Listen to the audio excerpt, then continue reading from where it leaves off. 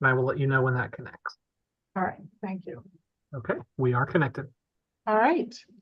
Hello, I am Linda Heisman Powell, and I serve as chair of the Behavior Analyst Advisory Committee for the Kansas Behavioral Sciences Regulatory Board. I asked the members of the advisory committee to respond to a roll call to signify their presence at this open meeting that is being held remotely by conference call and other electronic medium. We know that Jacqueline Lightcap is not going to be here. Allison Bell.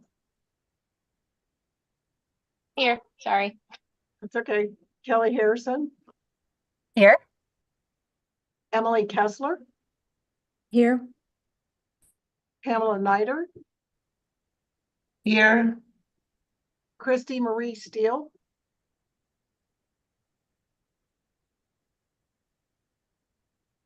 Christy, we can't hear you. We can see you. We can see you. She gave a thumbs up. Yep. Stephanie Willie. You hear me now? Yes, we can. Okay, I'm here.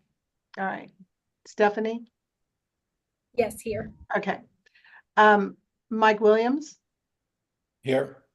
And Alice Zhang. Here. All right. I note the following BSRB members are also present. David Fye. Here. Leslie Allen. Here. All right. Next, David Fye will read a message concerning this meeting being held remotely. This is David Fye, Executive Director for the Behavioral Sciences Regulatory Board. Public comment allows the public to address the advisory committee about its concerns, but the Kansas Open Meeting Act, or KOMA, does not require the advisory committee to provide public comment or answer questions from individuals. Individuals requesting to provide public comment could contact the executive director prior to the meeting by sending an email to david.fye@ks.gov. There will be no public comment at this meeting, as no individuals requested to provide public comment. Because we are conducting this public meeting remotely, I state for the record the following information. Access to this meeting is being conducted by a medium of interactive communication that allows members of the public without cost to attend the meeting through the use of the conference call or by viewing the meeting at the BS Board's YouTube channel. While the meeting is conducted remotely, the requirements of the KOMA are not suspended. As such, we will be conducting this meeting pursuant to the KOMA. On February 26, 2024, we sent notice of all meetings to all individuals who have requested notice of meetings. The notice is also posted on the board's website, ksbsrb.ks.gov. You may obtain a copy of the notice at that website. An agenda and other media material have been posted on the board's website and are available for review. You may also request a copy of the agenda specifically by sending an email to david.fye@ks.gov with a subject line request for the agenda, and it will be sent to you. The notice contains information for the conference call and the YouTube channel that allows the public to attend the meeting free of charge. The notice also states that if we have any technical issues during the meeting, you may send an email to bsrb@ks.gov. A recording of this meeting will be available on the BSRB YouTube channel following the conclusion of the meeting by using the link to the meeting on the agenda. And I did check the conference call line before we started the meeting. There's no one currently on that line, but if I hear a beep, I'll let you know. All right. Thank you, David. The meeting is now called to order, and the advisory committee will begin its discussion of the first item on its agenda, which is the agenda approval.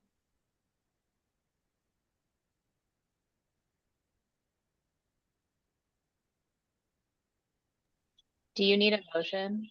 I do. I will entertain a motion to approve the agenda. I motion to approve the agenda. Thank you, Allison. Do I have a second? I'll second that motion. Thank you, Mike. All in favor? Aye. Yay, Aye. thumbs up. Any opposition? Nope. Motion carries. The agenda is officially approved. Now, the next item on the agenda is the approval of the minutes from the last advisory committee meeting. Do y'all have that? So when you have a chance to look it over.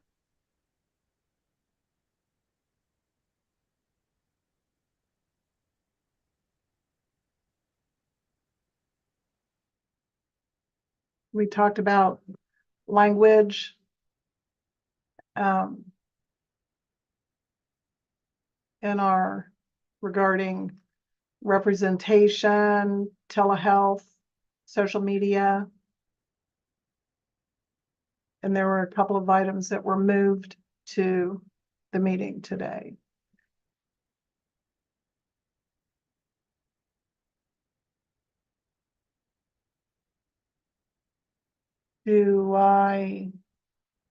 As soon as you're ready, I'll entertain a motion to approve the minutes from our previous meeting. Or note any kind of correction to the minutes. I have a question for the unprofessional conduct regulations. Is this the end? Or are we done discussing it, or will we be looking over a final document with these adjustments? That's a good question, David. Yeah, I think this is maybe the end for now. I think the next step is for the board to kind of consider all the recommendations right now. And then maybe have the advisory committees take a look at it after the board has had a chance to review all those and make any recommendations. Okay. I ask because it's hard to go back and remember exactly what we decided. So Yeah, I think that, like David said, the next process is that it'll go before the main board. mhm. Then at that point, I believe it will come back to the subcommittees just for review to make sure everything translated correctly. Okay. Right, David? I think so. You know, this is the first time that we've done sort of this level of a comprehensive review of unprofessional conduct. Some of these have not been modified in like about 20 years for some of the professions. So I think that there may be some interest for some of the professions in sort of having some broad categories that, if they weren't already discussed by the advisory committees, things like practitioner records, or combining if there's a separate regulation for records in the unprofessional conduct, or, you know, when a practitioner might have been in their records or passed away unexpectedly, things like that. So I think the board might review the changes so far, see if there's any items that maybe could be consistently between all the professions, and then have the advisory committees discuss that. So I think that's kind of what I have in my mind right now, but I think you will have a chance to review them before the final approval. Okay, thank you. Good question. And I do want to mention too, I apologize. We are having some technical issues sporadically here at the office this morning and this afternoon, it appears. And so if I should drop away, just go ahead and continue the discussion of whatever topic is being discussed, and then I will return as soon as I am technologically able. Okay. Yeah. Thank you. All right, so with that clarification, would anybody like to make a motion to approve the minutes from our last meeting? Motion to approve. Thank you. Second, Who seconded? Allison? me, yes. Thank you. All in favor? Aye. Aye. Aye. Okay. Any opposition? Nope. All right, motion carries. Thank you. All right. So, David, would you like to talk about our excursion to New Orleans to the Behavior Analyst Regulators Conference Sure. and the APBA? Yes. So we were presented with a unique opportunity recently for, in my role as executive director for the board, I'm asked to attend certain association meetings.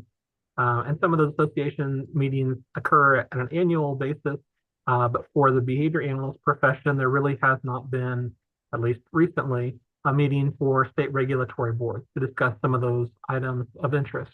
And there was a conference that was organized as sort of a one-day event in New Orleans.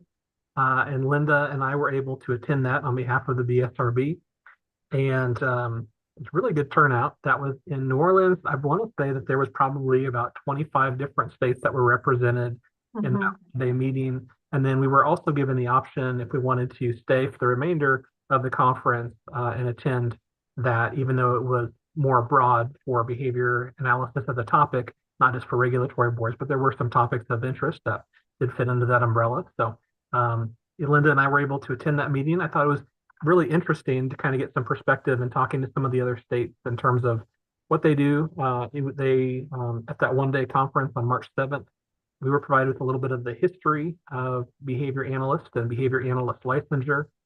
There was a discussion about the BACB's standards for development, review, and revision of some of their requirements. There was some information, at least in terms of different states and how they address unprofessional conduct. And I thought it was a little bit surprising how many of the states have just adopted the ethics code for behavior analysis, or BACBs. And I know we have had some discussion. Some of the other professions, their associations do put out sort of ethical standards, but they're more best practice type standards. And we talked about how there's probably a difference between a best practice versus what you would be penalized for violating this unprofessional conduct.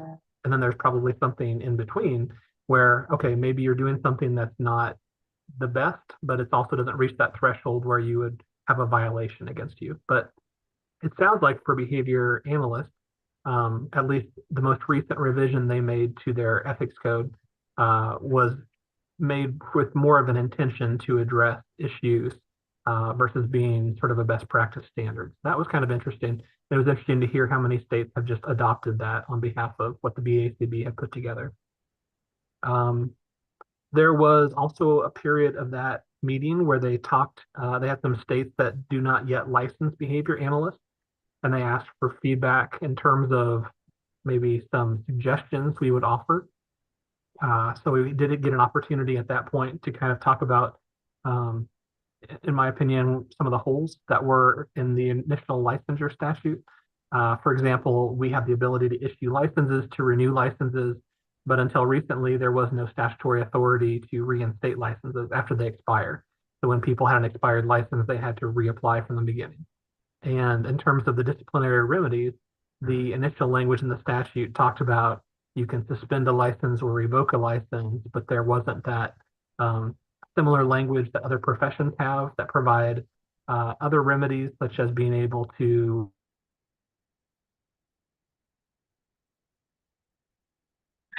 I think he froze. So this might be one of those times that I need to jump in and say, and just talk about the conference from the regulatory standpoint of it.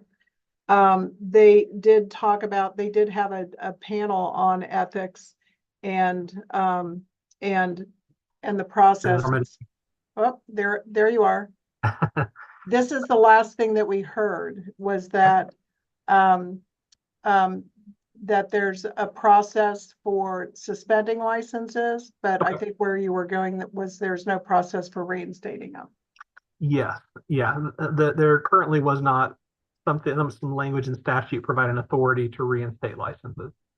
And if I have technology issues, I'll probably just go ahead and turn my camera off for a little bit. Sure. Sometimes that helps a little bit, but yeah, there also was similar language missing from our unprofessional conduct in terms of being able to reinstate or, make a determination on that as well. So it's interesting that, the other states are, one of the states that was actually really well represented was Arizona. Arizona seems to have a really robust behavior analyst board. The thing for me that was interesting is that most of the states there, and I would have to have David corroborate this, but I think we're the only composite board. I think everybody else has their own board that is made up of behavior analysts. And so I told David that is good information for us moving forward, because one of the things that we can say to our legislators at the next legislative session, if we want to try again to create a behavior analyst position on the board itself, knowing that we're one of the only states that has a composite board or no representation by behavior analysts on the broader board. And so, David, do you remember if we were the only state that had a composite board with no representation? That's a good question. I don't know. There were some other composite boards that were there, but it seems to me that there was one that maybe has behavior analyst as a committee that reports to the psychology board, but I'm not sure that they have seats on that board. Yeah, Yeah. everything's a little bit different in this way. Yeah, but most of the majority, like most of them, like had standalone behavior analyst boards. And then the ones that did have composite boards, I think most of them had representation on the board there. I think you're right. I think there was one that did not. I can't remember which one that was. But Some of them are just getting started, Mhm. but you know, but it's something that we're all in together nationally as we continue to grow and develop our field. So they had like an ethics panel where they brought hypothetical case. David, this is interesting. This was the first time that David learned about registered behavioral technicians, and probably about 25% of the states in attendance actually regulate at the RBT level. So, but the other ones did not. Anything else, David? No, but you're right. RBTs were definitely a big topic of interest for me, and the rest of the conference, I was asking quite a few questions about that group. But do you want to comment on the rest of the conference, aside from the one day that? I thought it was great. I think what I kept hearing over and over and over again, number one was DEI, diversity, equity, and inclusion, and how and there were several different presentations that we went to, like on LGBTQ, and actually one of the presentations I went to was, you know, what happens when our regulations of do no harm come in conflict with some of the draconian state laws that are being passed, right? And it's how can we support everyone and not discriminate against somebody based on, you know, gender identity or whatever, right? I mean, it's just appalling, and you know, it's being felt nationwide. And so that was, how can we as a behavior analytic community support everybody and advocate for inclusiveness? The other thing that was, for me, seemed to be an overarching theme, and Mike, you were there, right? And Christy, you were as well. Anybody else there? I didn't even see you, Mike, but anyway, I did see Christy. Was a response to the criticisms in the field that are being levied against behavior analysis as abusive, and talking about compassionate care and how to be able to incorporate social validity into the work that we do with the consumers that we serve in a way that's consistent with, you know, best practices and what it is that we do, which is being out to engage with socially valid behavior and, you know, make a positive difference in the lives of people, right? In a meaningful way. Christy, Mike, do you feel like that was kind of an overarching theme of everything that was being said, especially in the opening address as well? Is there anything you guys would like to add? Yeah, I mean, I'd highlight some of the same things. There was a keynote delivered about, you know, compassionate care in ABA. And I think that's something that, you know, we need to have an eye towards, and making sure that we are culturally responsive to different people's backgrounds and all those sort of things. Not sure if there's some things we can do here amongst this group to make sure that those things are being respected across the state of Kansas. I know that those things kind of move by laws and we can make, suggestions on things, but the field is definitely trying to be a leader in that aspect. And when behavior analysts come together in large groups like at the conferences, that's going to be one of the main things that are going to be highlighted going forward, and making sure that people take those lessons and go back to their homes and try to spread that way of practicing amongst their peers. Thank you. Christy, did you have anything else that you'd like to add?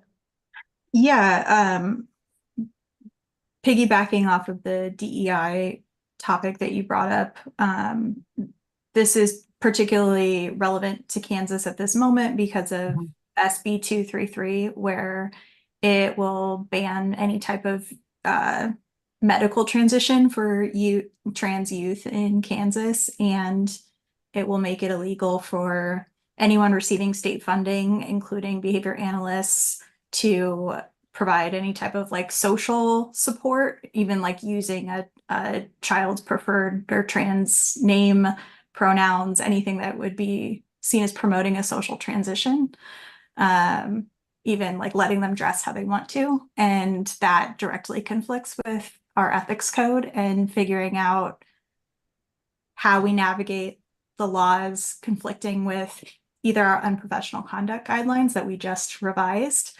or our BACB ethics code as well. Absolutely. And that one of those regulations that just passed, I looked at it and it said, anybody providing care to somebody, blah, blah, blah. And I'm like, okay, does that mean as a dentist, I can't provide root canal care to somebody? Because it was so vague in who it was targeting. But yes, I think that that's something we need to discuss moving forward. The other thing that there was a couple of other things that came up as well. One was the change in the standards that are coming down. They did talk about that at the regulatory meeting. I think David included the Behavior Analyst Certification Board's newsletter for that, because there are changes coming down the road for that as well. And I think we need to look at that and see if there's any implications for LBAs in the state of Kansas. So I asked him to include that. I had one other point. It looks like they're also saying that any violation of that SB 233 is going to be in their unprofessional conduct as well. And so that it violates, sorry, I'm echoing. Yeah. But it violates that professional conduct for physicians in KS in Kansas. So Yeah. that's kind of terrifying, honestly. Yeah, it's fairly draconian. I think those are two really important things that we need to consider on both sides. Is the well, I think there's three things that as a committee we really need to consider. The first one being, how do we balance our ethics against the new state regulations? Like, how do we do that? And I don't know how to navigate that. That's going to be something that we need to discuss as a group. The second point is like, what is our role, or how do we promote, the use of compassionate care and govern ourselves in such a way, and I don't know, have a public, we're already on the BSRB's YouTube channel, but how do we promote compassionate care in behavior analysis and try to combat the misconceptions and misrepresentations of our science, our field, and our treatment for kids? And then the third thing is from a regulatory subcommittee, what are the potential impacts of the behavior analyst certification board's guidelines, and how does that impact capacity across the state of Kansas? And how does it impact our licensing laws, if any? I just think it's something we need to be aware of. We need to look at. We need to make a determination about any kind of impact that those changes are going to have on us. You know, I should mention too, the bill we're talking about, sub for Senate Bill 233, it did pass both the House and the Senate, and the next step is for it to be sent to the governor. Governor does have the option to take action, either signing it into law, doing nothing, or vetoing it.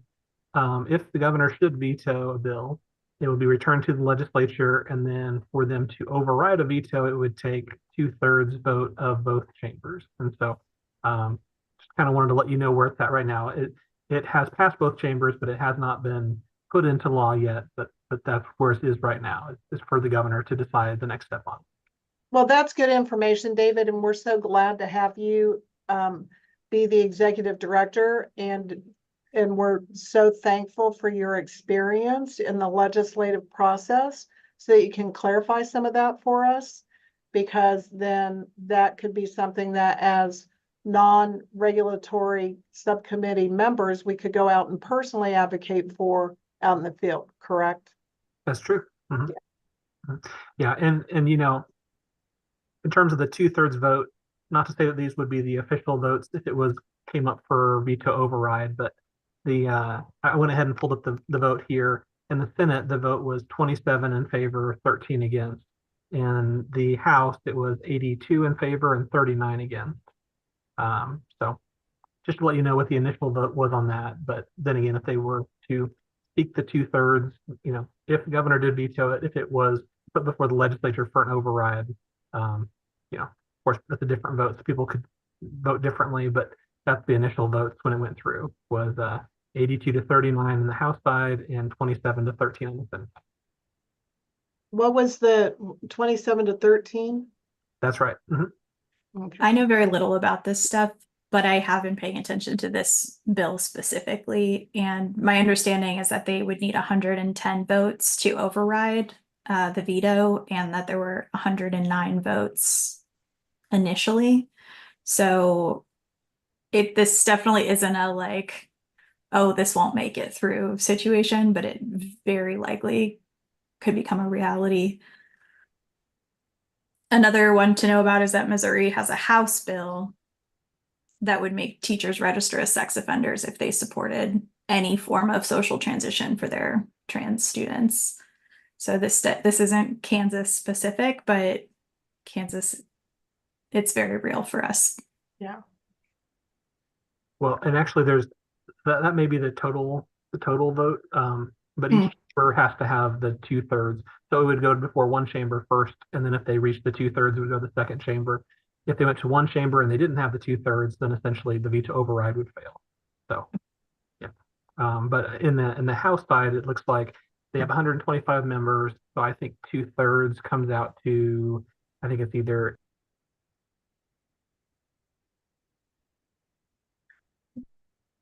You might want to turn your camera off again, David. Can you finish that sentence, Linda? No, he's frozen. So anyway, All these scientists around here, no one can do quick math like that. quick math. Well, I was like, so here's what I would do. This is how technologically dependent I have become. So if we say 89 times, or divided by, it'd be 89 times divided by 3 would be 29 times 2. You'd need, for 2/3, in the one that was 82 and 39, you only need 5960 votes. Yeah, I think it's, sorry about the technology issues. That's but okay.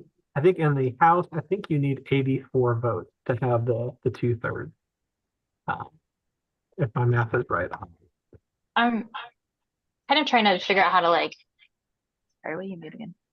I'm just trying to figure out how this would like transition to us. So like if this passes, this is adding violations for physicians currently, but what's to stop them from adding that to all of the behavior regulatory?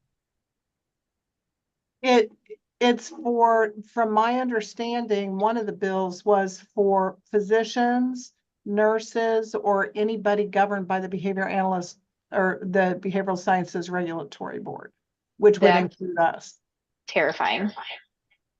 right? That's social workers, that's counselors. So think about it.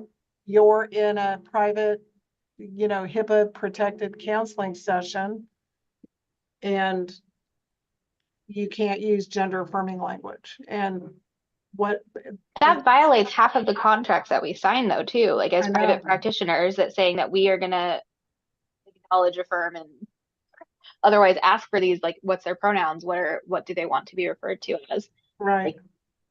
The Optum literally audits you if you've asked that question. So Right. how do we like rectify that? Who do I need to write a letter to is really what I'm asking.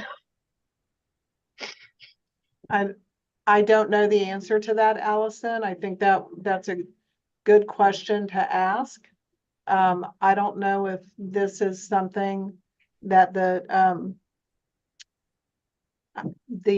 ACLU is going to be involved with. So I think right now it's the legislators, because if the governor vetoes it, which I believe she's expected to, then we want the legislators not to override the veto. right. So maybe it's call or email the representatives that in our districts. Yeah. So Allison, I wonder, at one point we had talked about maybe Kansas grassroots being a good avenue for things like this when we want to just be able to write letters to our representatives. Yeah, I'll be posting about that later. Awesome. Perfect. and Do we have to and I worry? think, do we still, Kelly, do we still have a legislative branch of CONSABA? So we do, but we were advised to not do much there until we have professional liability insurance and somebody who has the knowledge, expertise, and time to really dedicate themselves to doing that job correctly. And so the last time we talked about this as a group, we were kind of leaning towards working up to that with Kansaba, and in the meantime, tackling some of this stuff more through Kansas grassroots, which we actually wondered if that might be better accepted anyway, since it's coming from more of like a grassroots movement as opposed to a like board of representative. I don't know.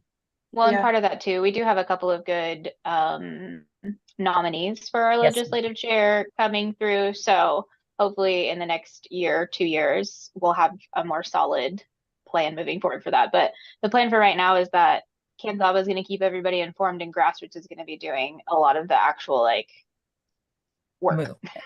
Yeah. So And do we have to worry at all serving on this board with if we are writing letters, signing letters, sending letters? As as long as you don't individual represent- practitioners, yeah. Okay. Yeah, no, Perfect. as long as you do not represent yourself as a member of, that you're not writing on or speaking on behalf of the board. Perfect. That's right. It's the same, yeah, it's the same for me working here at the university, or Pam, right? It's like we can't do it on behalf of the university, but we can definitely do it as a private citizen. And those Perfect. of you that are private practitioners, if you have CPH as your liability insurance, you can add a rider for outside work. It will cover your work outside of your clinical abilities. So just a little fun fact for everybody. That is a fun fact. And it's free. So it's just an extra rider. Okay. I'm writing that down. Because that's a good thing to know. Thank you, Allison. All right, so anything else? I think David was well had a really good experience with at APBA, and I think and actually I want to brag on our fearless leader here because he has the only knowledge he has of behavior analysis is us. And he went to this professional conference and went to the meetings, right? So he just jumped in with both feet.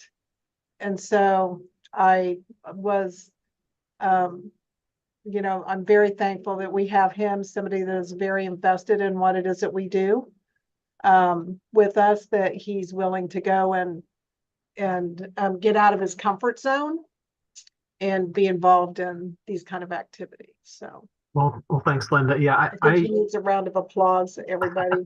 well, woot, woot, woot. no, it was a great opportunity. I wanted to go for sure because of the regulatory board day, but I've been very upfront that I don't have specific training in the mental health professions that we oversee. You know, my background is in business, management, and economics, political science, and I have a law degree, and so a lot of the skills are helpful in this position, but as much as possible in my role here, I've tried to kind of dig in and learn more about the professions. So I think that's really helpful in terms of knowing the history, to know why things are set up a certain way, or maybe, you know, you never want to make a change that would accidentally cause harm. But I was able to attend a lot of the different sessions for the remainder of that conference, and it was very helpful to learn the history of some of these issues. And there were other skills that were transferable. And I even think some of the concepts of behavior analysis, you know, I was talking with Linda about something we're going to talk about a little bit later on the agenda, but I was able to sit in on a group that was talking about token economies and just ways to motivate behaviors in a positive way. And I can definitely use some of that information with my staff and then with some other topics too. So it was very, very helpful. So yeah, took a lot from it. I miss being excited about that stuff. Yeah. So his next degree that he's going to get is in behavior analysis. Yes, excellent.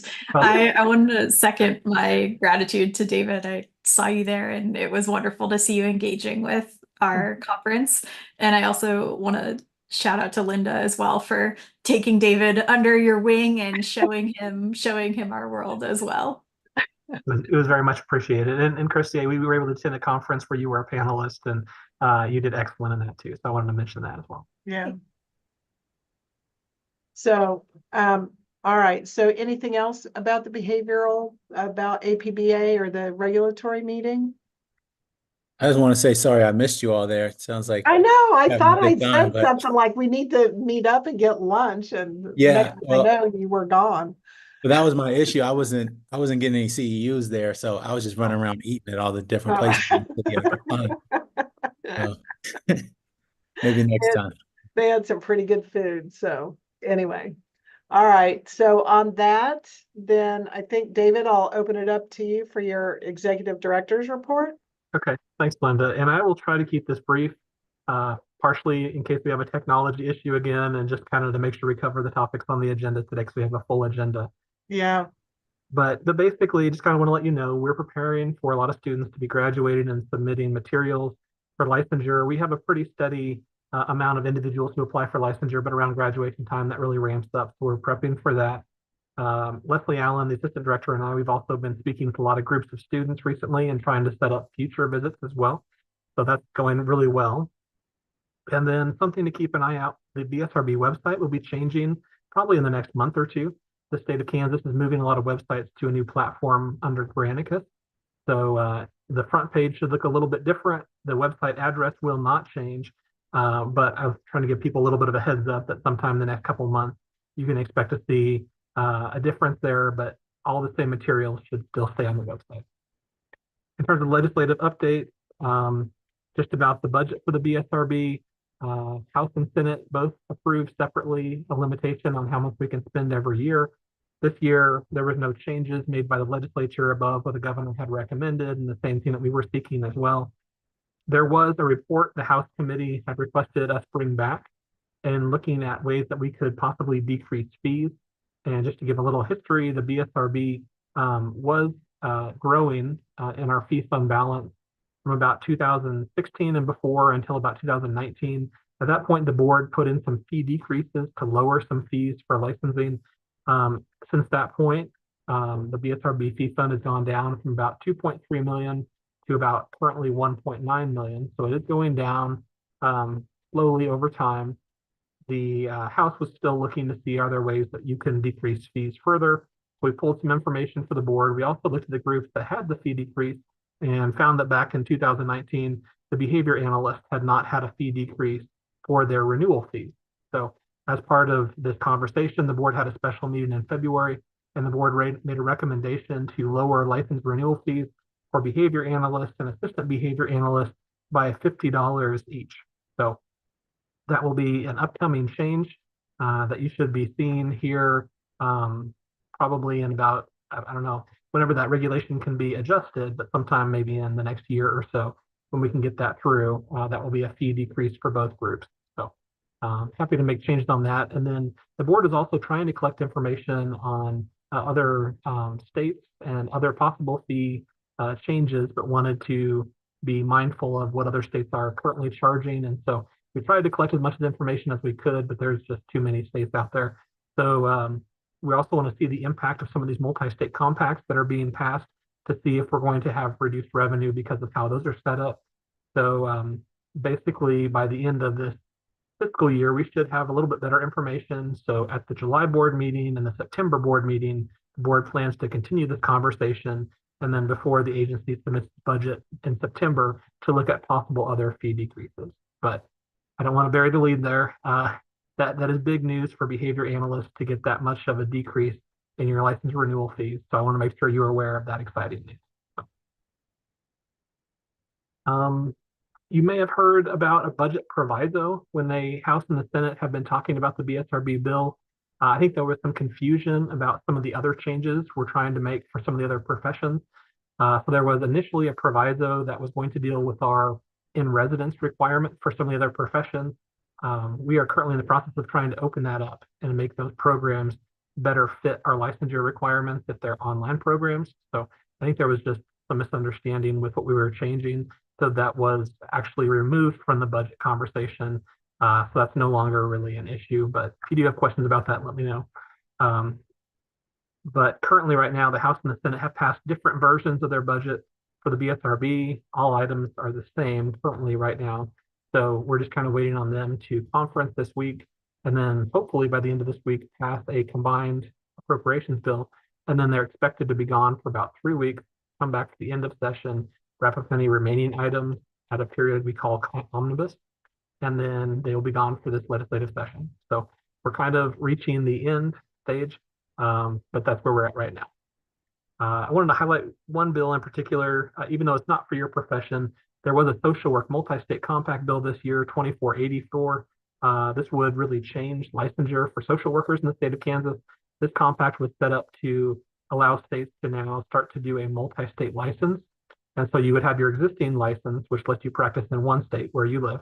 But this would also allow states that are part of the compact to do a multi-state license. And with a multi-state license, you could practice in any other state.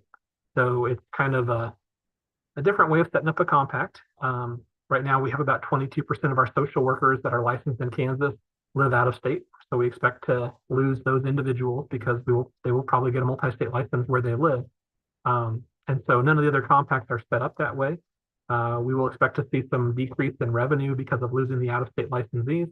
The way to make up for that is to be able to charge a higher amount for your multi-state license. They set the cap very low for the multi-state license. So I think with what it's set up right now, unless we make future changes, there's probably going to be a decrease in revenue going forward for the BSRB. So at some point that'll have to get figured out. But where our fee fund balance is right now, we won't have to figure it out in the immediate future.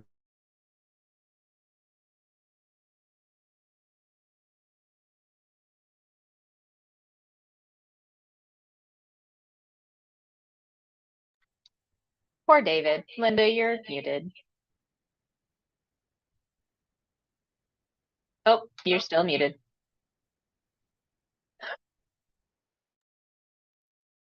All right. So,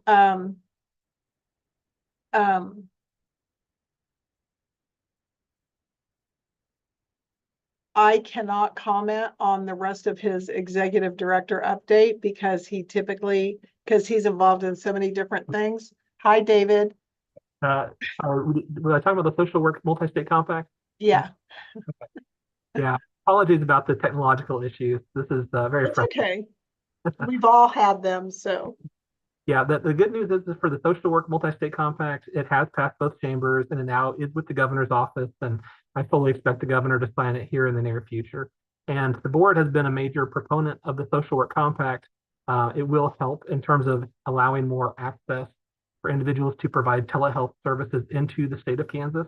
And it will allow our social work licensees the ability to have better continuity of care when people, go out of state because they're attending college or move out of state for client continuity. And so there's a lot of really positive things about it. But in terms of future, the reason I mention it to all of you, even though you're not social workers, is because I think there will be more compacts that are designed for the mental health profession, perhaps one for behavior analysts at some point. So I kind of want to give you a little bit of an idea of what's out there right now and how these things are being developed. I think at some point we will likely have sort of a set of cleanup items for these compacts, kind of make sure that they're all good for the future. But the big push right now is just kind of to put them all into place and figure out some of these details later, which is not the preferred way, in my opinion, but we can move forward and then clean it up later. So David, do you want comments while you're doing your executive director report, or do you want me to wait until you're done? As long as we have a good signal right now, maybe I'll just do a couple more comments. Okay, all right. Questions.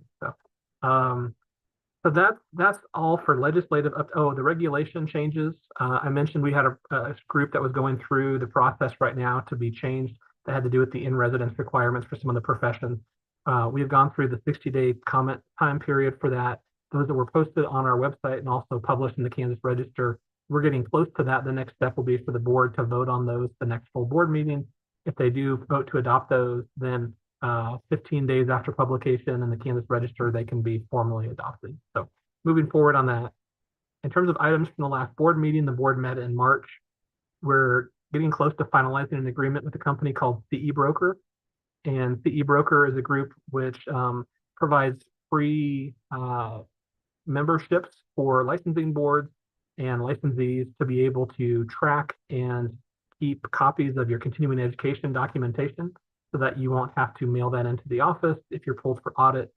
The way the company is able to profit is that they offer some advanced services if people want to voluntarily opt into those services, but nobody is required to do that, and nobody is required to sign up for a CE Broker account at all. But the states have done this have seen some positive outcomes. And currently right now, Board of Nursing, Board of Healing Arts have partnered with CE Broker. So we're getting closer to an agreement, and maybe by the end of this year, we'll have that in place as well.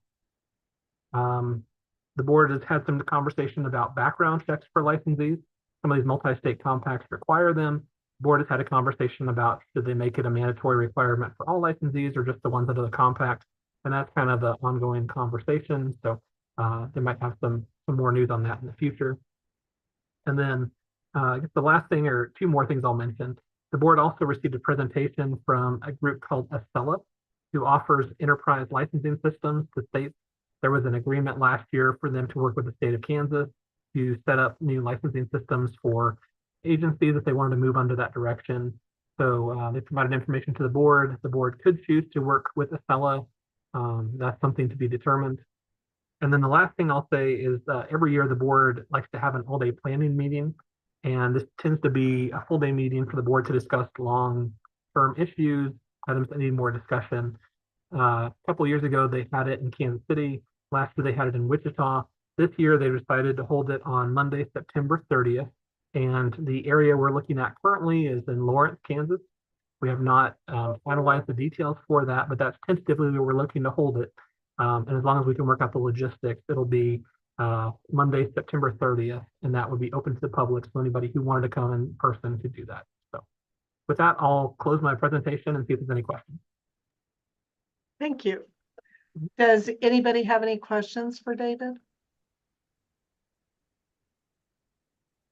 I do.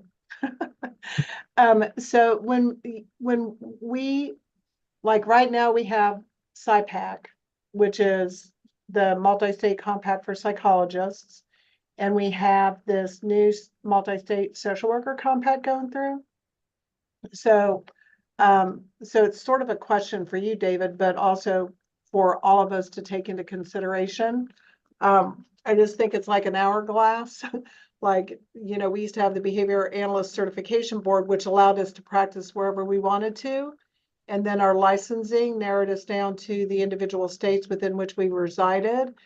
And if we consider a multi-state compact, it would open back up so that we would have, instead of having to be licensed in each individual state within, like right now I have a license in Kansas and Missouri. So just something for us to consider as a subcommittee. And the question for you, David, is how does that work? Is it like a grassroots effort where we reach out to other regulatory boards to gauge their interest in a multi-state compact? How does that work? Where does that originate?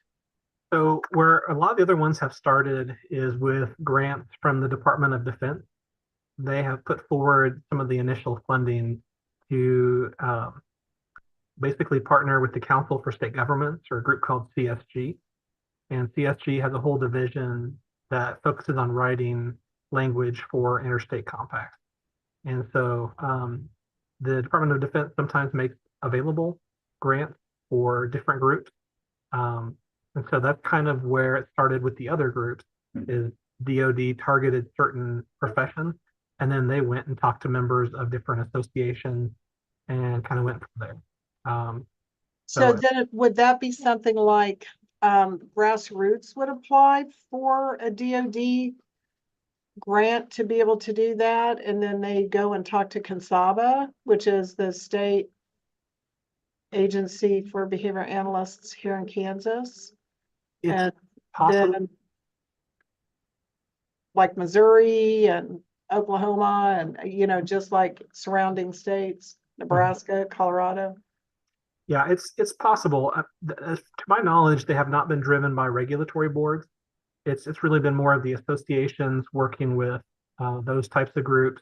And then once they were to the part about meeting to work on language, they would reach out to some of the regulatory boards to get representation from some of those groups, and then work on the language of it. And then once the language was finalized, then try to get it out there to everybody and try to get it passed. But so if that's the case, then like if Allison and Christy and Kelly or whoever else is involved with grassroots, and Mike, are you part of grassroots and CONSABA? Emily? No? Pam? Y'all Yes. are welcome to join Grassroots. It's a Facebook group. That's literally it. And an email list. But you can Yeah. email me and I'll add you to the list. So if very official. either grassroots or CONSABA were interested in pursuing something like that, could they reach out to you to get the contact information for that association that you were just talking about that puts together the language? yes. So in terms of the BSRB having a role, we probably wouldn't have a role unless, the board is invited to be a member or someone sitting at the table in terms of drafting some of the language. But I'm happy to share the contact that I've talked to with CSG, the Council for State Government. And if they are aware of any existing conversations, I'm sure they would be happy to talk to anybody to let them know. Okay, all right. That was my question.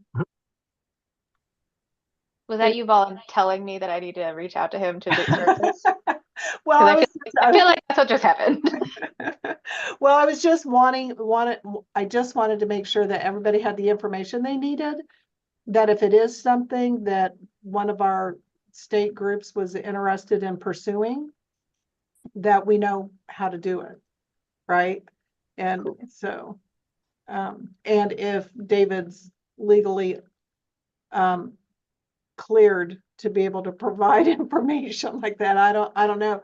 Some of the stuff I know, like you can't go out and lobby on behalf of the BSRB for, against legislation, but, you can provide information to other groups, right, David? Okay. Just wanted to make sure that was.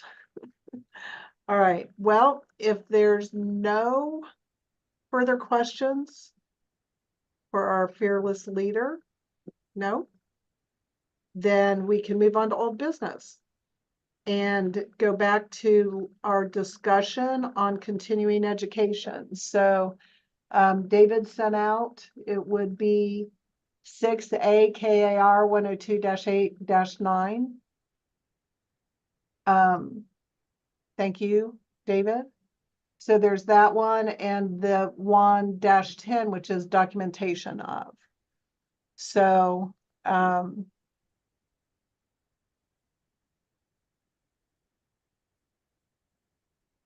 Yeah, I've gone ahead and shared my screen here. That first regulation you mentioned, 102-8-9, that is the regulation for continuing education.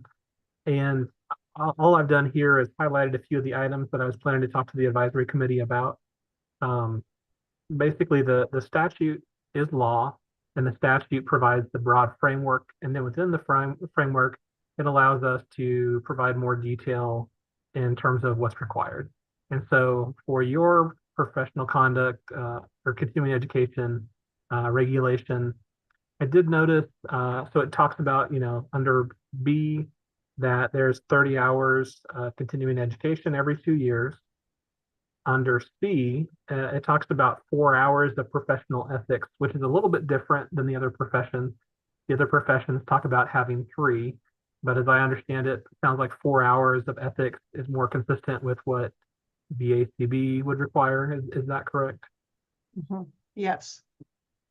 So if you don't see any issue with that total, I just kind of want to highlight it because I was looking for any items of difference there. There is So is that something that I just need to say to the group? I'm more comfortable having because think about what could potentially happen if somebody only had 3 hours of professional ethics and they did not get their BACB renewed because they only had 3 hours instead of 4.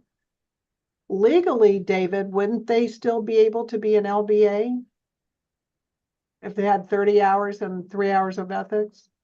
So I believe the requirement as far as BACB has to do with the front end of becoming licensed. And once someone becomes licensed, as long as they're meeting our requirements, that's what they need to do for licensure. So what BACB might require on a different level going forward is kind of separate from our licensure requirements.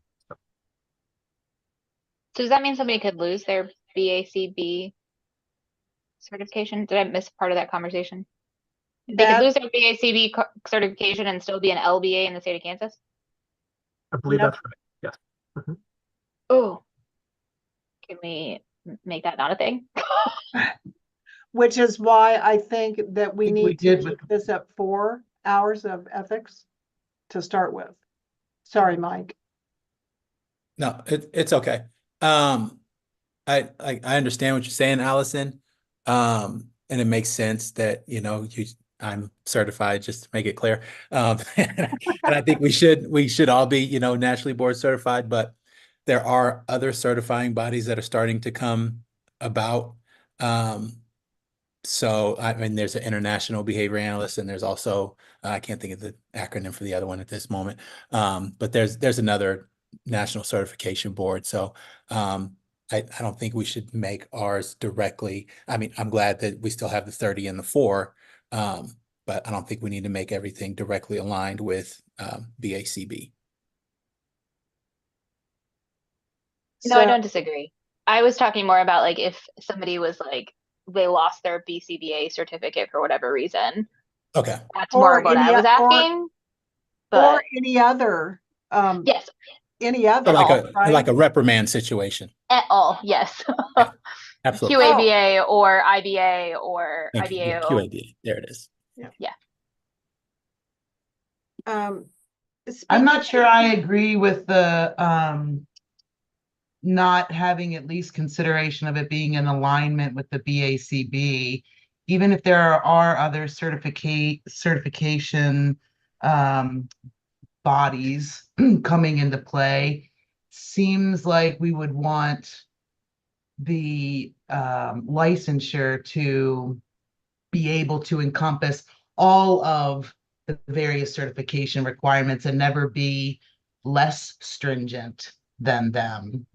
That's just my opinion. So if it's consistent with the BACB at the moment being 4, then it's great. If another certification comes up that is 5 hours, then maybe we should increase it, and so that everyone's covered, regardless of what certification they have.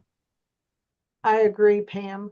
I think we go with the most stringent act on this. And for me, since our original license is tied to the Behavior Analyst Certification Board's requirements, I don't think that any of the other organizations, though, that Mike references are less than. I think some of them are more, and it's 4 hours of ethics, I believe it is, for the IABO. But you also have to have 3 hours of DEI. And currently you don't have to have that for the BACB. But I think that's You important. have to have 3 hours in supervision. There it is. Right. Yeah, that's what I was going to say. We also need a supervision component. Correct. So, and then the,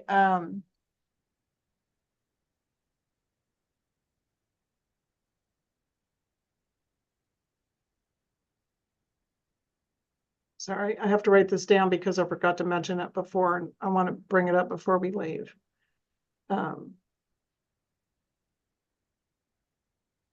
Okay. So I think we're good, David. I think that means we're good with leaving the 4 hours. That sounds good. Well, I did highlight some text on here. So under E, it talks about what would constitute acceptable continuing education.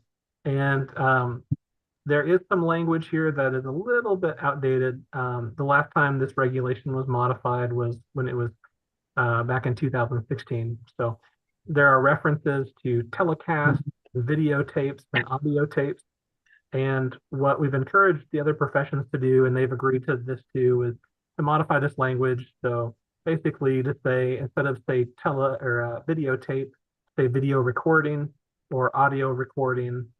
And so basically that kind of resolves that issue. It still could be an audio tape or a videotape, but more likely if you're doing it online, it's going to be a video recording or an audio recording. And yeah, so I've seen some blue text on there just a minute ago that said podcast, because I think viewing a video recording or audio recording is good, but I don't want to negate a live presentation either. Sorry, I didn't realize you guys could see that until Nikki told me. I was like typing notes to myself. So sorry. I've actually never seen that on the screen before, but yeah. Yeah, I don't know how that got on there. You can annotate, and it gives you a little button of Oh. a little, and you can like draw and stuff too, but I didn't know you guys could see that. So I'm really glad I didn't write anything ridiculous in there. So Interesting. sorry. Okay. Well, if you're okay with us just updating some of this terminology, we can go ahead and do that. Yeah. This item in number 7. So if Leslie is on the call, there is something that has been in the unprofessional or continuing education regulations for a while. Talked about a self-directed learning project pre-approved by the board, but no one really submits items for consideration under this. And the other categories seem to include items which probably would fit under this. So a lot of the other professions are just striking the self-directed learning project under item number 7. So What would that even, could you give us an example of that? a self-directed learning project. Yeah. No, that's the problem. Oh, okay. I mean, I had one, probably almost 20 years ago, where they were doing, like, a group of professionals were reading and meeting and going over the things in the book and, doing things related to that as a training, but I haven't had any since then, so. So sort of like a literary club where you're. Well, that was reading- just the one that I had. I Right, mean, like a it could journal be club? anything really, but yeah. But you get that anyway, so.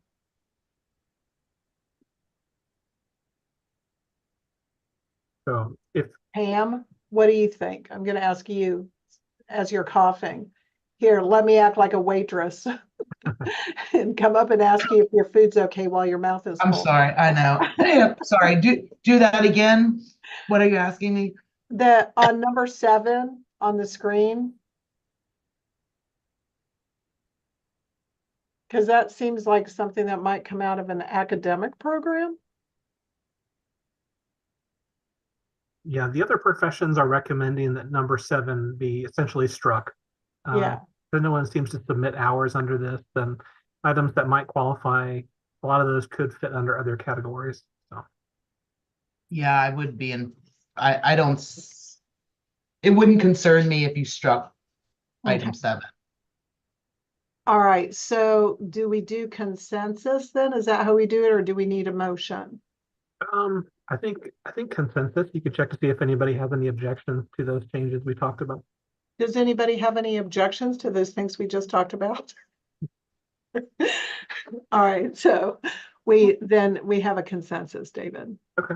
Let me go ahead and share my screen with the other regulation, the companion regulation that's more documentation of continuing education. This is KAR 102-8-10. And similarly, under D, there are similar references to videotapes, audio tapes, and telecasts, so we could update some of that terminology. For the self-directed learning project, item E says a copy of the self-directed learning project. So if we're removing that as item number 7, Yeah, one, you could remove that as well.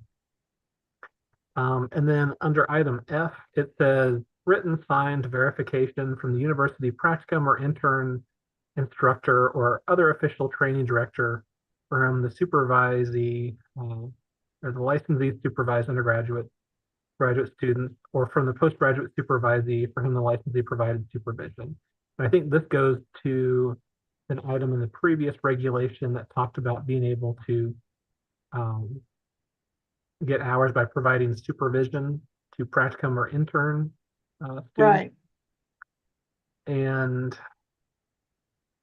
I think that's a good thing, but I think this is where it sort of gets into a little bit of a conflict of interest, like with regards to position, because like I can't be a supervisor to somebody that on the job is my supervisor, right? There's a power differential going on there.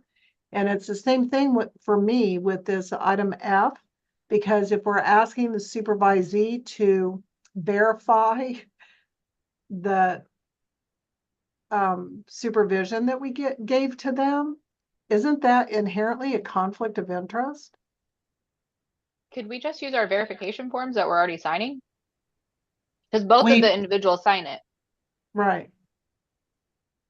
Linda, Yeah. I think it says the verification is from the practicum or intern instructor, not the Not supervisee. the, No, not the person. that last part, it says, or from the postgraduate supervisee for whom the licensee provided supervision. Oh, okay. You're I would say right. we either take out that last part or Yeah, something that doesn't about make sense. a form that they both sign affirming that that happened. You could use your logs that you both sign. That wouldn't be a problem. Okay, It's just can't just be you. It has to be them as well. right. And we have those because we sign those monthly verification forms, so that would suffice. Yeah, okay. But that would only be for situations where BCBA supervision was happening. Is that what you're talking about? Those forms? Yeah, Like I'm thinking like there's Oh, yeah. probably practicum where it's not BCBA supervision, it's just a practicum experience.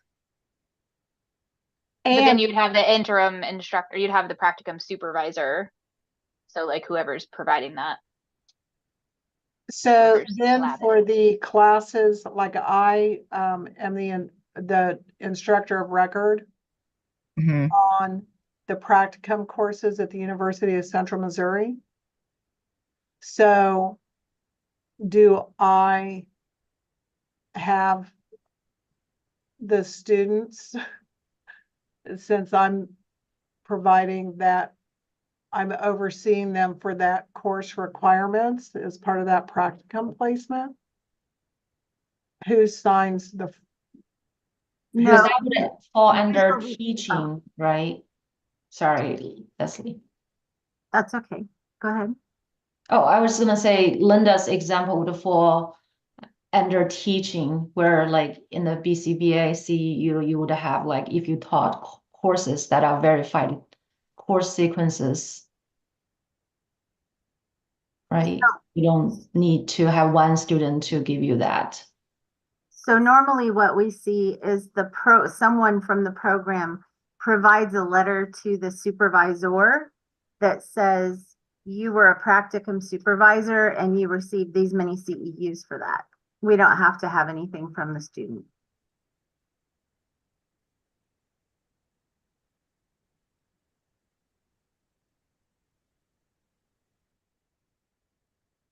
So since we in our continuing ed, we say that that's an appropriate activity for CEs. So do you guys see any changes that need to be made here? Leslie, are there any changes that you think need to be made here? Sorry, I muted myself. No, I don't think so. Okay. So is everybody okay with leaving this as it stands?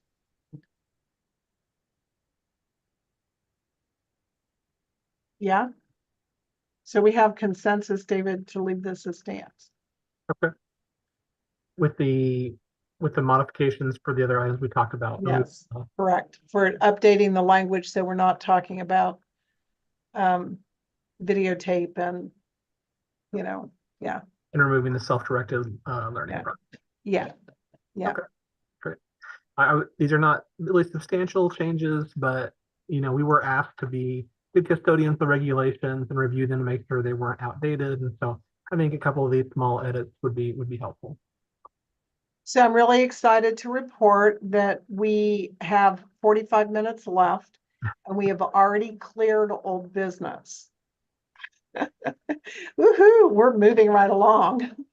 So now I would like to move to new business.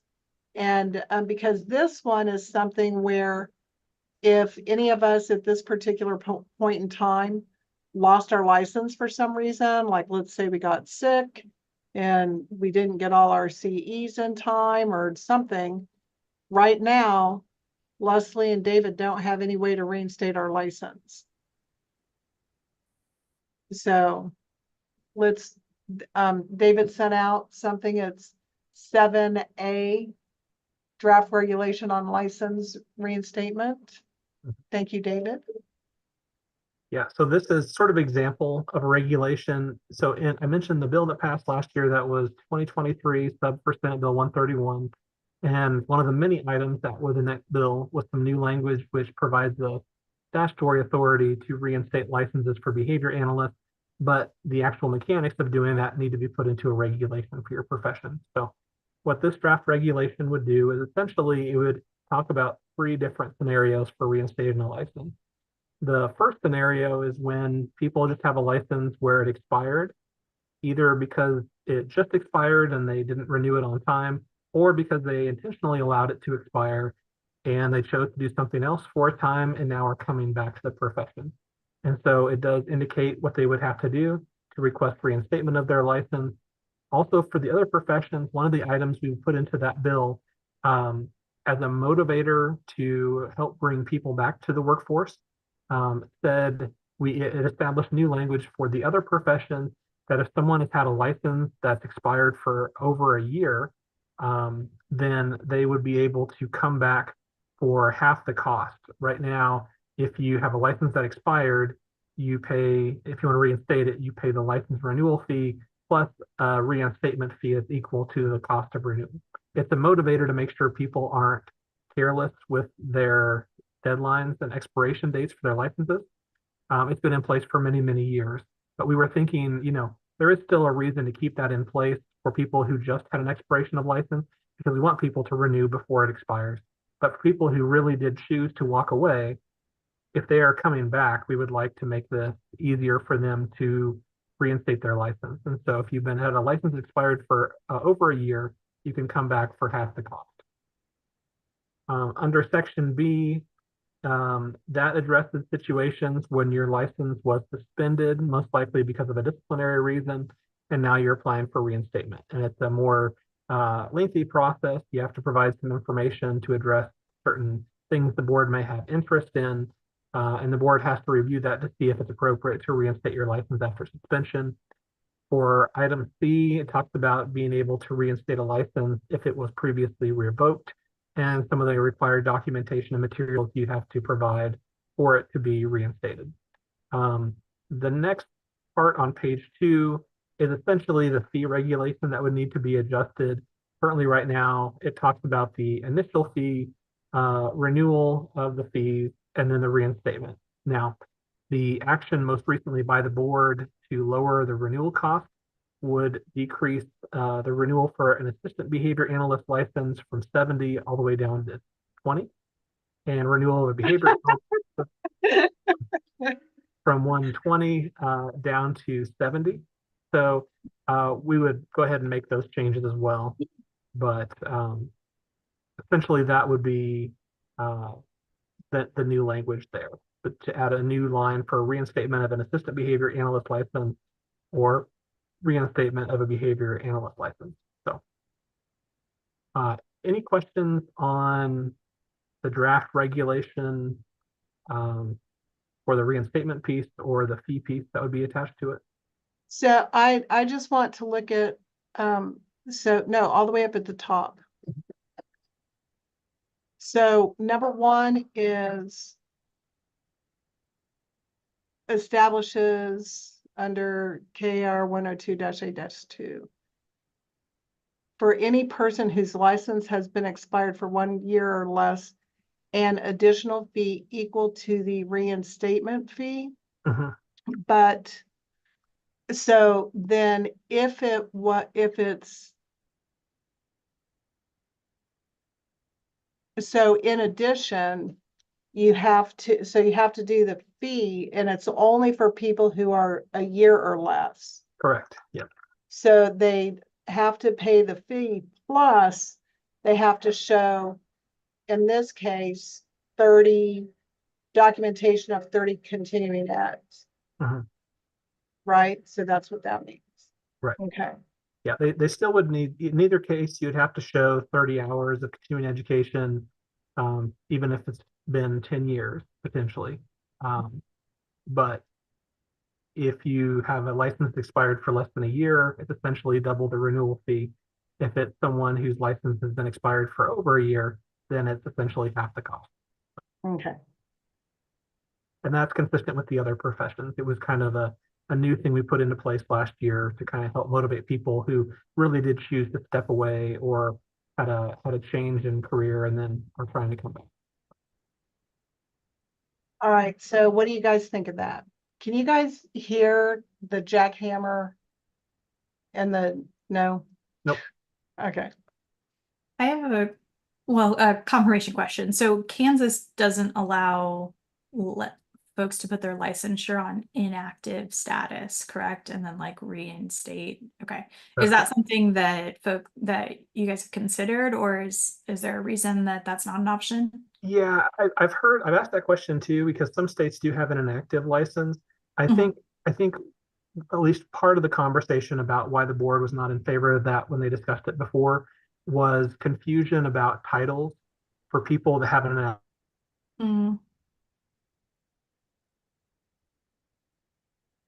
Leslie, are you still there? Okay, they're both frozen.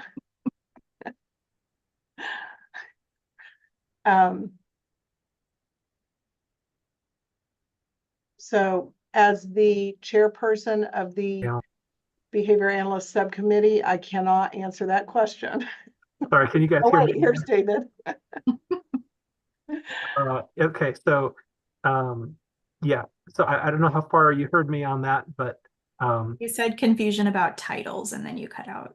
okay, so yes, basically the issue is if someone has an expired license, can they still call themselves a behavior analyst if they're or not an expired license but an inactive license? Mhm. And so the interest is trying to make sure the public is aware that if someone uses the title, that kind of represents that they're able to provide services. And so as opposed to doing inactive, they decided to say your license either is active or you are no longer in that profession, basically, because it expired. Mhm. Okay. And in addition to that, we allow people to reinstate at any time.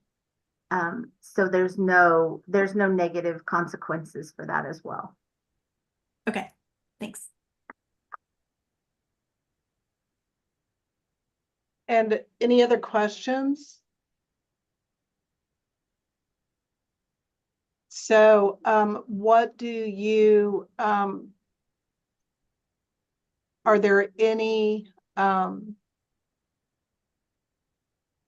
is there any opposition to introducing this regulation to allow for reinstatement? It sounds like David and Leslie have, done their due diligence in reviewing other states, and they're going to reduce our fees by $50, which we really appreciate. Well, and this would make the reinstatement language the same as it is for other professions too. So there would be more consistency there too. Okay, so I think we have consensus, David, that we're comfortable with this. Okay, then we will forward that to the board, and then they will be the body that has to vote officially. And if they approve of that, then we'll go ahead and submit that to the regulatory change process. Okay, perfect. So the next one is item item B under new business, which is discussion on possible new regulations concerning location of client. If you look, thank you, David. You're one step ahead of me here. So here's information that that's from Marriage and Family Therapy. Is that correct? I think so. I think MFP stands for Marriage and Family Therapy. So I know this has come up a couple of times. People have called me and asked me, and I've referred them to David just to make sure that I wasn't saying stuff that wasn't true. So, and right now, the place of service is where the client is located.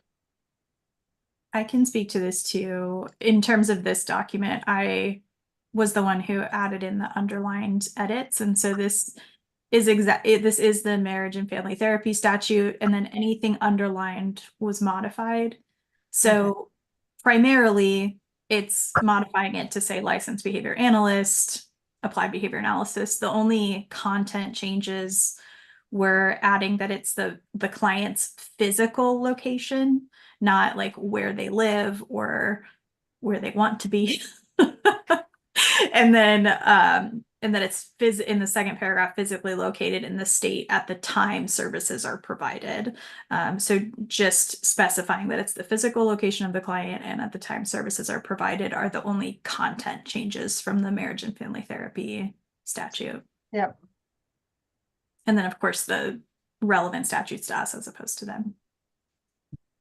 I think that is, I like that because it specifies what it is and it reduces any ambiguity that might exist. So if we have this in, then I think it's within our purview if anybody contacts any of us to just refer them to this regulation, right, David? Yeah, that's right. Yep. And then that will then not keep your inbox from being so cluttered. Well, and it's what we have for the other professions. There's a statute in place, but there's not current language for the behavior analyst profession. But this would help with uniformity and would make it very, very nice to point to. You're right. So, Christy, I appreciate you putting this together. Go, Christy. All I have right. personal investment in this. Those are powerful motivators, aren't they? So, I like it. I think it's totally appropriate for what we're talking about. Eventually, as we move, especially with the ubiquitous nature of telehealth nowadays, this is, I think, a good thing to have. And if we down the road think about some sort of multi-state or interstate compact, whatever it is, then we'll already have this regulation in place that says, if you're going to practice in the state of Kansas, it's, if your client then goes to Oklahoma and they're not part of this, then you can't provide services, right? It's got to be where they're physically located. Does anybody have any discussion on this? Gosh, you guys, usually we all have rousing discussions on these kinds of things. I told agree. David, we're not going to get through this. What, Mike? And I agree. You should be licensed wherever your client resides. Yep, absolutely. Well, All right. most of these are pretty standardized. They're just taking another step forward and making sure the behavior analysts have similar statutes and regulations to the other professions. All right. So I believe we have consensus on this regulation as well. Okay. Well, we will forward this to the board, and then the board will need to vote on it, and then we can forward that to the regulatory process. Okay, perfect. The next item on the agenda, holy smacks, it's not even 2:30 yet, is item 7C, which is new regulations on requests for additional time to complete continuing education hours. Okay. So I won't share my screen because I'm afraid it will freeze everything. But the basic idea, so this is something that we were able to put into the bill for the other professions last year, but given the differences in the statutes and regulations for your profession, thank you. Yeah, so this language is already in law for the other professions, but basically it says for individuals who are coming upon their expiration date of their license, and there is a very significant reason why they couldn't complete their hours. We call it an extenuating circumstance, and it's defined in the regulation or the statute. But basically, if they come upon the end of their time period and they're about to renew their license, but they haven't completed their hours, if they can show there was an extenuating circumstances for needing additional time, then they can make a request to the board, the BSRB, for up to 3 months of additional time past their expiration date to solely complete continuing education hours. This does not extend their license. It's just if they can do this and they're open to it, they can get approval. And with that, they would be allowed to renew their license even though they haven't finished those hours yet. And then past their renewal date, they could use 3 months to complete the remaining hours from that time period. And then once they complete those hours, they have to submit a plan to do that. They have to make sure it's approved ahead of time. And then they're subject to an audit by the board at the conclusion of that. And you're not allowed to use this in back-to-back time periods. This is not something for people to use as a, continual thing.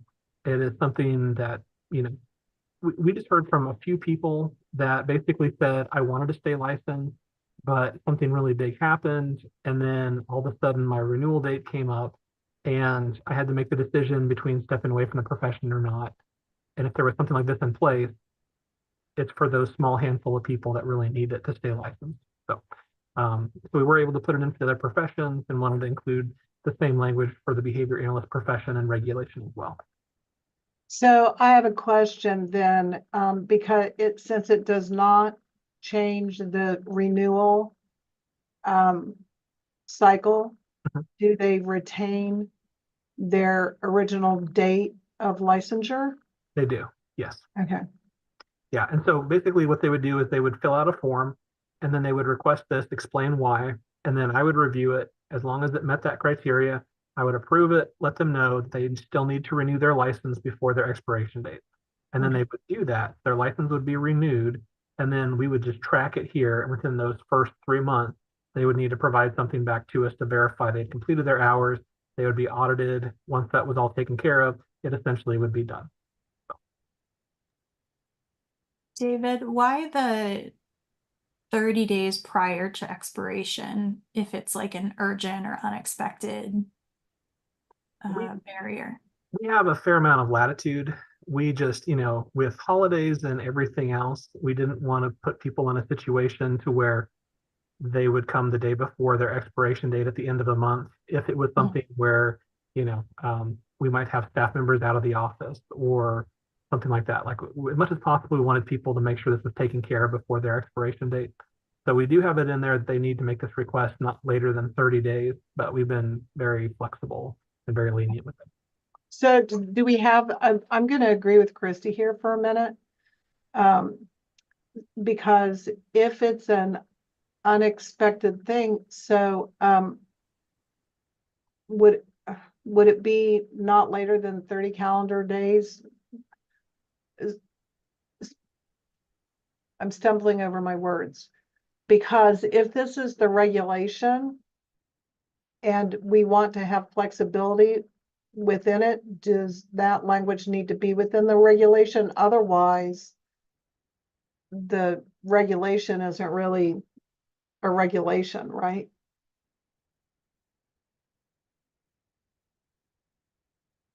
So, I mean, I understand I totally understand putting it at 30 days because of staff absence and just because here's what Don Barry used to say. An emergency for you does not constitute an emergency for me, right? And so, we don't want to put our staff, our BSRB staff in a position that they have to drop everything else they're doing in order to be able to address the needs of this person. And so, Linda, but I think David might be frozen. That's why you're not hearing him respond to you. Right. So for you guys then, does that make sense? So that then when he comes back, we can talk about it. Maybe it needs to say like the board cannot guarantee that your license will not expire if you notify us within. Correct. That's what I'm thinking. Or Something along those lines.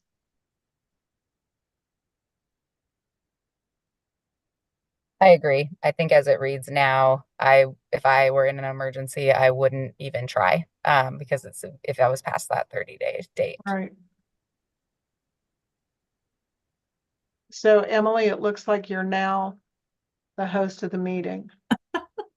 Oh, okay. Well, let me see if I can change that real quick. Now, Oh, now David's back. David's back. Okay, can you hear me now? Yeah, yeah. You sound Uh, like an AT&T commercial. So I apologize that I missed the conversation, but one thing I was going to point out in terms of the requirement of the 30 calendar days, it does say that it shall be not later than 30 calendar days, but it doesn't say failure to do that means it will be automatically rejected. It just does create an expectation that you should complete this ahead of time. But we're trying to be as lenient as possible. If someone does complete something and it is less than 30 days, we try to review it. It's just, there needs to be a little bit of coverage for the board in case someone does send it in at the last minute that there's not adequate time to review it. That's sort of what we were talking about when you blacked out on us here. So Christy had some language that said something like submitting less than 30 calendar days prior does not blah blah blah does not guarantee what was it you said? Does not guarantee the board will be able to, I just said blah, Um, blah, blah. That it would, something that protects you, the board, David, of like, we cannot guarantee that guarantee, thank you. your license will not go to inactive if we're not notified within a certain period of time, or if an emergency occurs within 30 days of expiration, you are encouraged to still reach out to consider options. And I know this doesn't sound like legislative language, but Well, it's actually, you know, I think that language we could add to the form. Okay. Because this would go in the official regulation, but I think that language could be on the form that Okay, kind of identify, here it is, but if it's later than that, please go ahead and submit it, just be aware. Mhm. yeah, because just be aware then that the previous regulation applies, which means you're going to be subject to an additional fee, right? A reinstatement fee? Well, if you know, if this is something that they would have needed to turn in before the expiration. So yeah, it's possible that yeah, it'd be a little more complicated if they had to reinstate their license because the hours weren't completed yet. Right. But that would be something you kind of work through a little bit differently. But I think, you know, in terms of some language that would say, you know, if it is less than 30 days, you could still go ahead and submit. Just be aware, based on the time frame, it may not be able to be processed prior to your expiration. I think that's language we could add to the form, but it may not necessarily need to go into the regulation. Okay, because if they are, this is sort of our de facto inactive license, because are they still active during this? Yes. So basically what they would do is they would submit this form, request the additional time, and then if they got approved, they would be able to renew even though they hadn't finished those hours. Normally, not finishing the hours would kind of be a bar that you wouldn't be Okay. able to renew your license because you hadn't completed your hours. So they could still be a practicing behavior analyst legally. And then they would have 3 months to complete their CEs, at which time it would be on the BSRB's staff's radar that if they then did not complete their hours within that time period, then their license would lapse. Their license wouldn't lapse, but they would get a disciplinary complaint filed against them. So because they didn't follow the requirements of this type of agreement. So we wouldn't pull their license. They could still practice. It's just they would need to go before the complaint review committee to see what would be appropriate for disciplinary consideration. So, but what if they just didn't submit then their license lapses, right? If they, you mean as far as their renewal? Yeah, Yeah, if they got approved for this, but they didn't renew their license, then their license would lapse. And then they wouldn't be able to practice unless they reinstated their license. okay. The main thing this does is it allows them to renew their license even though they haven't finished those hours yet. So it's a little confusing. Originally, when we introduced this, it only existed for licensed psychologists because it was one of the regulations they had on the book that didn't get a lot of attention.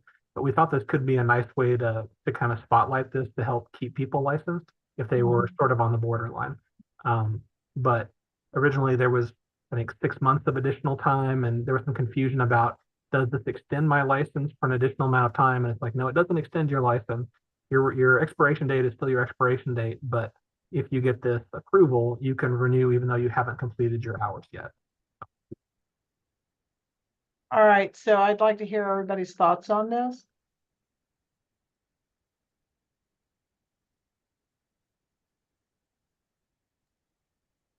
I have no problem with it. Anybody else? David, we're batting 1,000 here. That's great. Looks like we have consensus. Okay. Well, thank you for sharing your screen on this one. I appreciate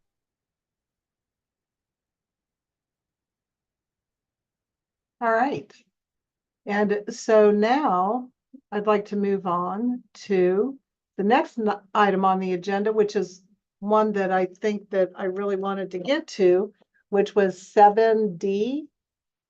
David, do you want to give or remind everybody a little bit of the background on this survey and where it came from and what the response rate was? And I think David's gone. he's gone again? Okay. So, did he just come back? I did. Yeah. Okay. So do you want to give everybody a little bit of background on this survey for behavior analysts, what discipline it came from, what the response rate was, et cetera, et cetera? Yes. So a few years back, the Social Work Advisory Committee requested a survey be sent to social workers to poll them on different topics. Some of that included supervision, some included some other categories. And I want to say this was back maybe around 17 or 16 or something like that. They requested another survey back in 2021. So we did that. There were, probably around 8,000 social workers at the time, and we received responses back from about 1,000, and then provided that to the advisory committee, and they reviewed that to consider other changes. Recently, they asked for another survey to be put together, so we decided to put together an agreement with a company called SurveyMonkey and purchase essentially enough licenses from them to be able to poll 15,000 people over the course of a year. And so that's roughly how many licensees the BSRB oversees for permanent licensure. There's about 15,500. And so basically the other professions would be able to have a survey as well this year if they wanted to go ahead and put something together to poll their permanent licensees in terms of topics like continuing education or supervision or telesupervision, for example. For some of them, they wanted information on licensure requirements. If you want to take a look at the social work survey that is posted to our website, it was published, I want to say, in February of this year, and it's about 62 pages. The report itself, even though it's that long, the majority of it is much shorter. There were certain open-ended questions, but as much as possible, we wanted to keep people's actual responses. But the social work survey we had that we put out this year, there's now about 8,288 social workers. We got responses back from about 2,800 of them. So really good response rate for a survey of this type. And really good, helpful information in terms of things like the multi-state compact, their thoughts about their testing requirements and things like that. So what we did is we worked with members of the advisory committee to identify about maybe 4 or 5 different topics that they thought they might want to collect information from licensees.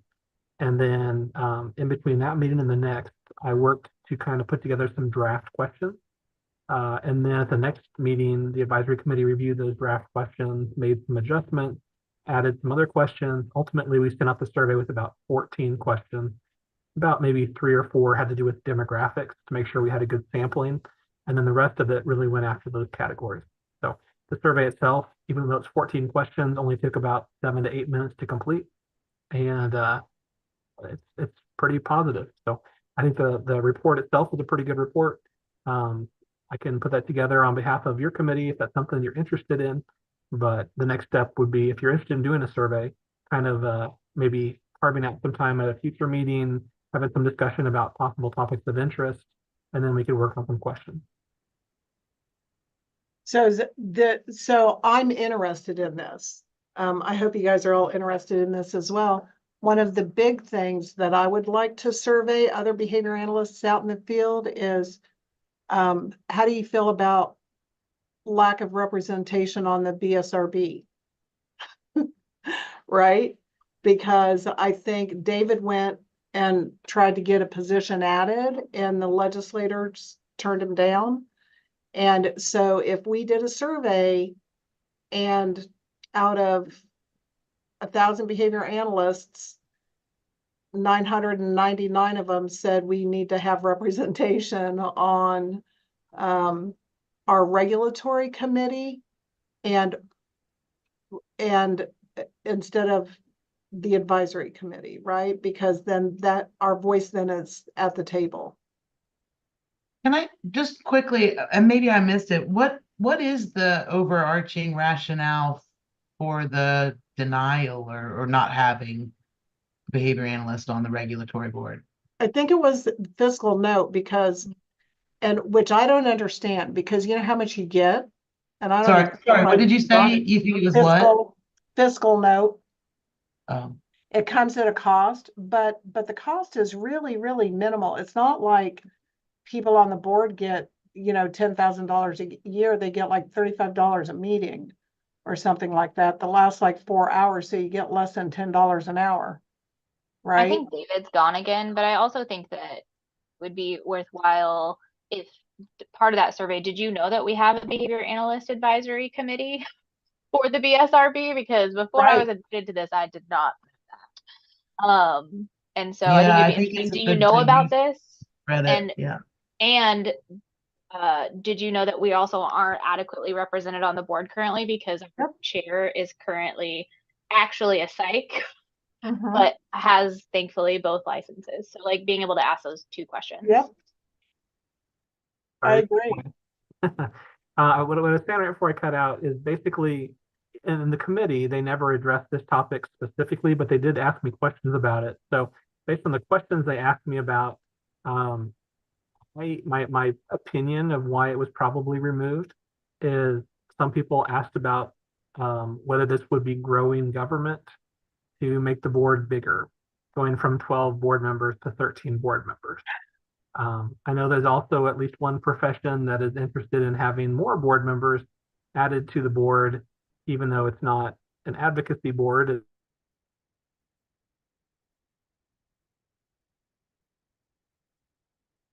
Well, I'm glad he let us know beforehand that he was going to be fading in and out.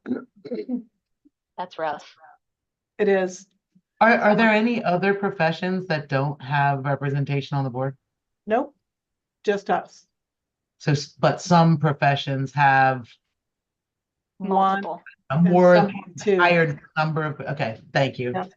Well, and when we originally were proposing this, Pam, we were talking about like how do we quantify like what the representation is? So how many licensed behavior analysts are there in comparison to social work, psych, MSWs, whatever? Because I would say that we have over 350 the last time I looked I think behavior it might be analysts. So more. what does that equate to for the other ones? How many psychs are there? How many licensed social workers are there? And they have seats on the board. Are we within that same field, basically? Are we within that same quantity of people being represented or not represented, rather, now?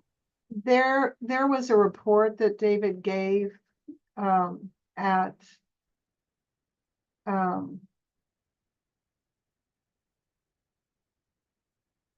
let me see if this is it. There was, David, are you here? I am here. What was that report that you gave that showed the growth rate Mhm. of, was it the one, the BSRB's historical licenses? It is, yes. Can I share that? Yes. Let me.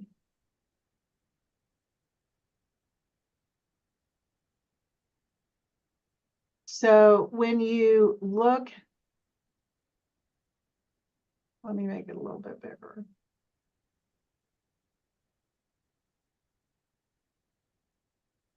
So, you know, you look at like licensed psychologists have grown from 897 in 2015 to 1,094. But now you look at LBAs, we were at 0, and we're now up to, in March of 2024, 441. And so when you look at, except for licensed clinical professional counselors, licensed professional counselors, social workers, and psychologists, which are kind of the top 4 licensing ones, you start looking at the other ones, and the licensed master's level psychologist, licensed clinical psychologist, licensed marriage and family therapist, all of these, except for the this one is growing. I think that's licensed addiction counselor. Correct me if I'm wrong, Leslie. No, you're right. Okay, we have more than all these other professions individually, right? And we're growing. So when you look at the growth rate, eventually we're gonna be up here in the top 4. And all these other professions, like social work is at the table, psychology is at the table, social work is at the table, licensed professional counseling is at the table. There's a subcommittee like us, an advisory committee for the master's level. Marriage and family therapists are at the table. Addiction counselors are at the table, and we're not at the table. I think it's pretty telling when the LMFTs are they're less than, I mean, there's a couple of them that are less than what we have represented, less than what we have of BCBAs and LBAs. And even with the LBA, LABAs, those two could probably be combined because. Yeah, with these two, we're at like 450. Yeah. Right. So we're definitely a growing profession. And you know what and we're the only one that is currently not at the table. So I would like to see this survey go out, and then we can we can give David the ammunition then that he needs to be able to go and have, although I don't know how well it'll be received, a data-based request to our legislators, right? Like, here's where we're at, here's where we are well, I don't think I want to do comparison with regards to the other professions, because I don't want the legislature to come back and say, oh, LCPs only, or LPCs only need 1 instead of 2, and then they get mad at us because we kicked one of them out, right? I don't want to do that. But definitely gather some data on, there is strength in numbers. And so what do you guys think about the survey idea? I think you kind of hit on the growth rate for behavior analysts, and just highlight how the field is growing, and it's only going to continue to. I think we're up to like 50,000 nationally now. Yeah. It's crazy because when I first heard about behavior analysis, there's less than 3,000. Yep. 50. So I mean, just that growth in and of itself should let them know that we're on the scene now. We should get a seat on the board. Yeah, I think so. That's a really good point, Mike. Sorry. That's okay. I'd like to see 3 questions. 1, did you know that the BSRB has an advisory committee for behavior analysts? 2, did you know that there's a board that oversees the behavior regulatory board and behavior analysts are not on there? And then the third one would be, I lost it. I'll think of it and type it in the chat. I had it, but I think those 2 especially are important.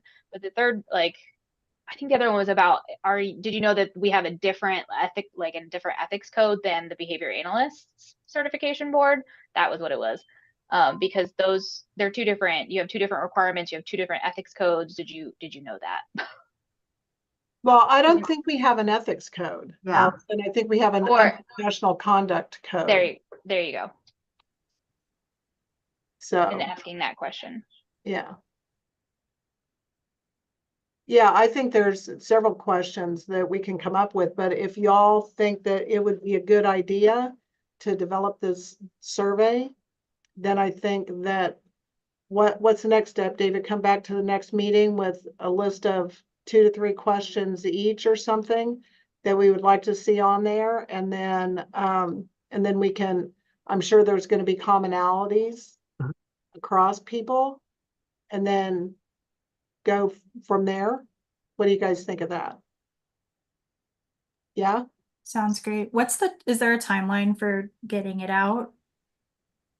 Or any deadlines? Okay. No. When's your Survey Monkey subscription end?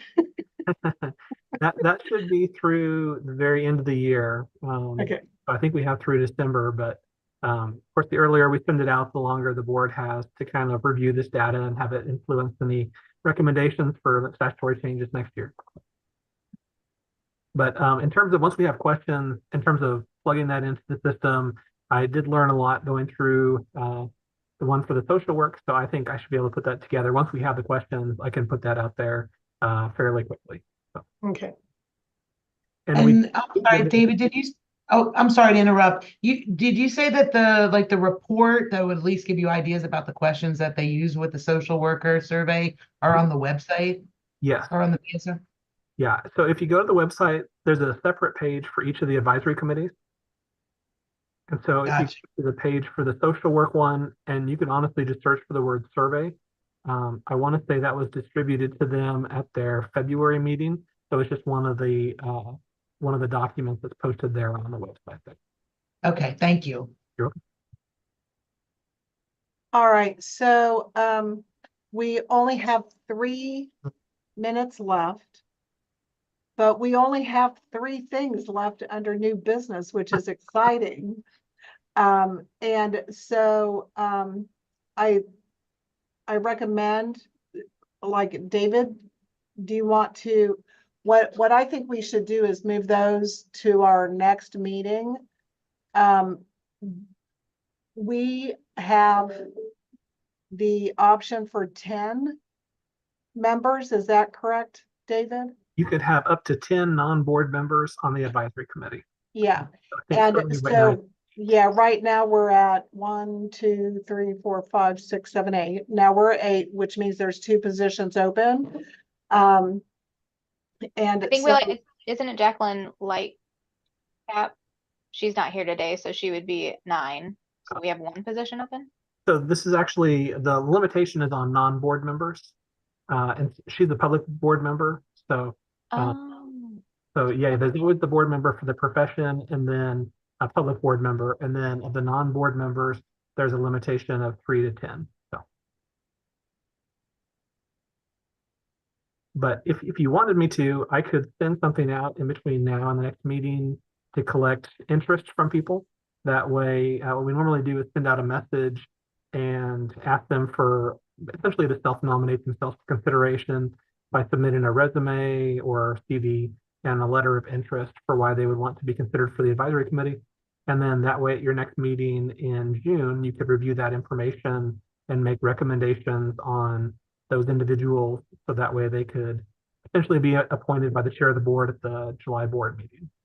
and the reason I think that's a good idea, even though, you know, sometimes people can't come to these meetings, is because everybody on here expires at the same time.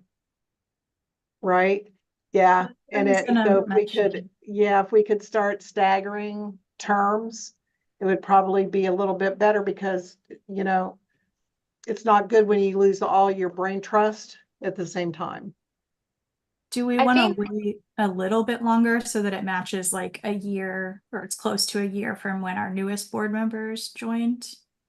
Actually, normally the terms go on state fiscal year. Oh, So, okay. if you wanted to do it the next one, that would kind of line up with the start of the fiscal year in July. So that would kind of be seamless. Okay. So do we want David to go ahead and send out something to generate interest? Are we all good with that? So then we could review at the next meeting, which means, you know, we also have the opportunity to suggest people consider it. And I will say this too. I know we asked board members and advisory committee members to be conscious of conflicts of interest, and due to the nature of this, you're probably going to know some of the applicants who apply to be considered for the advisory committee. That does not mean you need to recuse yourself.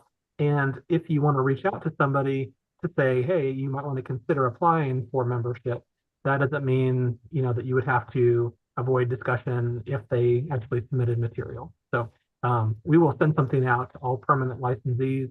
And then during that time period, or even before that, feel free to reach out to anyone that you think would be a good candidate, and then just make sure that they submit materials during that time period.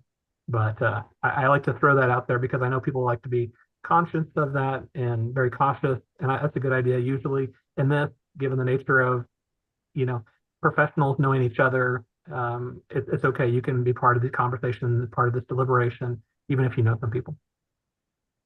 One last thing I want to mention, when we did our last round of board member additions, we spoke about having folks on the board from different perspectives, different regions, different different focuses, but we didn't actually have that information for everybody. It was kind of if they chose to disclose what their identities and backgrounds are, we incorporate that into the discussion.